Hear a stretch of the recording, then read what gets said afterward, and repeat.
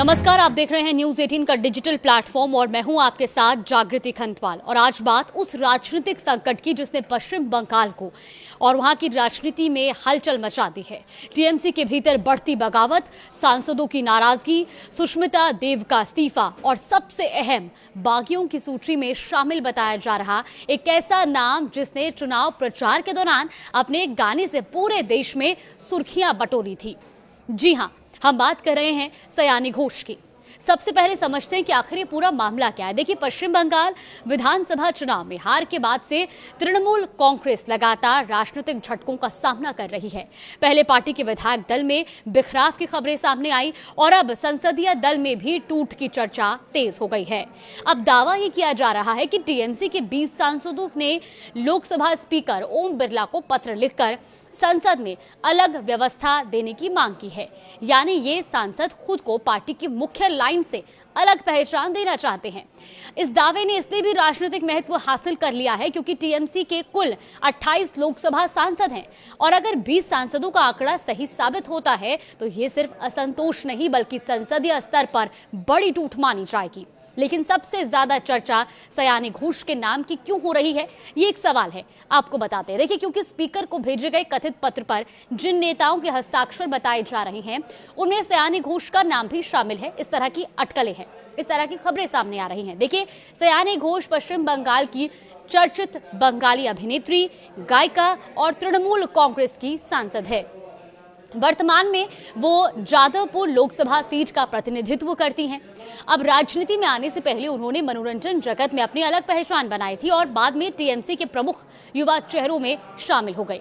लेकिन राष्ट्रीय स्तर पर उनकी सबसे ज्यादा चर्चा तब हुई थी जब विधानसभा चुनाव प्रचार के दौरान उन्होंने एक गीत गाया था और गीत की पंक्तियां थी, मेरे दिल में है काबा और आंखों में मदीना। ये गाना बहुत ज्यादा चर्चा का विषय रहा और सयानी घोष भी इसी के चलते चर्चा में आई। अब इस गाने को लेकर उस समय बड़ा राजनीतिक विवाद तक खड़ा हो गया था। बीजेपी नेताओं ने इस गीत को मुद्दा बनाते हुए ममता बनर्जी पर मुस्लिम तुष्टीकरण के आरोप लगाए थे और गाने को लेकर लगातार राजनीतिक बयानबाजी हुई और सयानी घोष लंबे समय तक चर्चा के केंद्र में बनी रही। इसी वजह से अब उनका नाम कथित बागी सांसदों की सूची में सामने आना ममता बनर्जी और अभिषेक बनर्जी के लिए एक बड़े झटके के तौर पर देखा जा रहा है।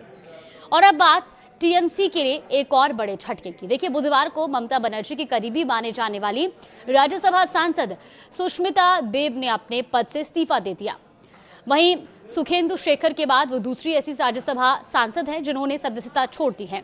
हालांकि उनके इस्तीफे की वजह अभी तक सार्वजनिक नहीं हुई है, लेकिन इस्तीफे के तुरंत बाद जो घटनाक्रम सामने आया उसने राजनीतिक चर्चाओं को और तेज कर दिया। दरअसल इस्तीफे के बाद सीधे असम के मुख्यमंत्री से उनकी मुलाकात हुई है। जी हां, सुष्मिता देव के इस्तीफे के कुछ ही समय बाद उनके असम के मुख्यमंत्री हेमंत बिस्वा शर्मा से मुलाकात की तस्वीरें सामने आई और इन तस्वीरों ने बंगाल की राजनीति में नई अटकलों को जन्म दे दिया। राजनीतिक गलियारों में चर्चा शुरू हो गई कि क्या सुष्मिता देव किसी नए राजनीतिक फैसले की ओर बढ़ रही हैं।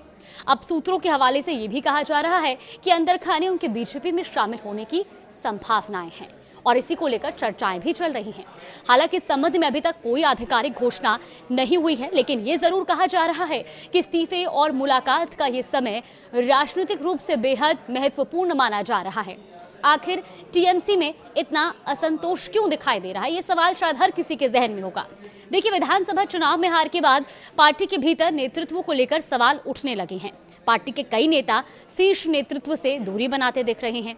अब ऐसे में स्थानीय स्तर से लेकर राष्ट्रीय स्तर तक असंतोष की खबरें सामने आ रही हैं। एक महीने के भीतर कई नेताओं ने या तो पार्टी से दूरी बनाई है या फिर अपने पद छोड़ दिए हैं। राजनीतिक तौर पर यह स्थिति इसलिए भी गंभीर मानी जा रही है क्योंकि सत्ता से बाहर होने के बाद किसी भी पार्टी के लिए संगठन को एकजुट बनाए रखना सबसे बड़ी चुनौती होती है और फिलहाल टीएमसी इसी चुनौती का सामना करती दिखाई दे रही है। अब आपको बताते हैं कि कौन कौन से वो नेता है जो बागी खेमे के साथ है। देखिए, टीएमसी के बागी गुट का दावा है कि पार्टी के 28 लोकसभा सांसदों में से 20 सांसद अलग गुट बनाने और बीजेपी के नेतृत्व वाले एनडीए को समर्थन देने के पक्ष में है। हालांकि अब तक सार्वजनिक रूप से जिन नामों की चर्चा हो रही है उनमें 14 सांसदों के नाम सामने आए हैं।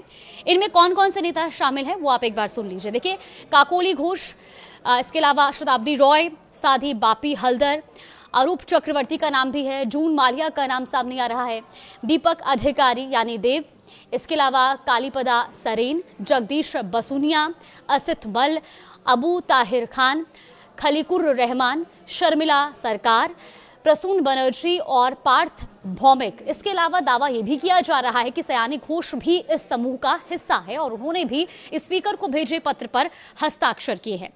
अब सवाल ये कि क्या ये सांसद एनडीए में शामिल हो सकते हैं? देखिए, इस पूरे राजनीतिक घटनाक्रम का यही सबसे बड़ा सवाल है, क्योंकि बागी सांसदों की ओर से एनडीए को समर्थन देने की इच्छा जताए जाने का दावा किया जा रहा है। अगर ऐसा होता है तो ये सिर्फ टीएमसी के लिए नहीं बल्कि राष्ट्रीय राजनीति के लिए भी महत्वपूर्ण घटनाक्रम होगा। हालांकि अभी तक इस संबंध में कोई औपचारिक फैसला सामने नहीं आया है, इसीलिए फिलहाल सारी निगाहें आने वाले दिनों की राजनीतिक गतिविधियों पर टिकी हुई हैं।